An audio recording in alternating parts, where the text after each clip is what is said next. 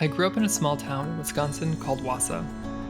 I'd spent summers playing Pokemon underneath our trampoline, winters decorating cakes with Grammy Joe, and time in between as an active member of my local 4-H club. That's where I first discovered my joy of competing. But I didn't always fit in. I did not grow up outwardly queer. I was 100% definitely queer, but I wasn't out to myself or my family. And living in a small conservative community didn't make it any easier. I was made fun of and bullied in high school, called a sissy, gay, and all sorts of other slurs. I went to college and picked up a side job as a barista. I got married and did everything else I was told to do growing up, but it never felt right.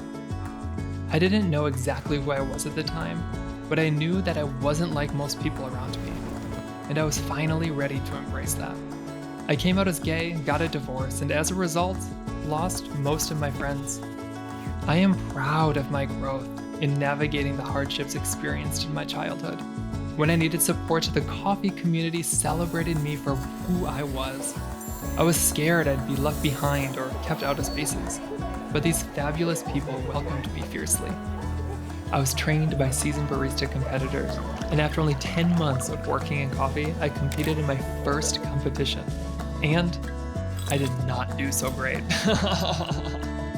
Through the years, I found joy in being a cheerleader and encouraging others to be themselves because those were the kind of mentors I had. Give me good chaos, give me flair, give me the quirks and weirdness that is each and every one of us. That's where I find my creativity. With the support of my mom, my beautiful husband Eric, my sisters and my mentors over the past 6 years, along with a lot of learning, unlearning, education, and tears, I've become the most authentic version of me, a proud queer trans woman. Looking back at those competitions, I looked a lot like everybody else. I was just more colorful. Those stages that I'd come to love still lacked representation. That's what inspired me to create Glitter Cat Barista, a place where disabled, neurodivergent, gender nonconforming, people of color, and the LGBTQIAP+ communities can come together to reimagine the coffee industry through competition and community.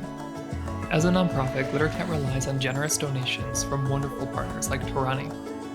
Torani first reached out to me in early 2020 as part of their Café Opportunity Fund initiative.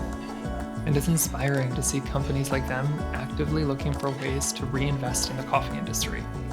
It's given me an opportunity to give back to a community that's given so much to me.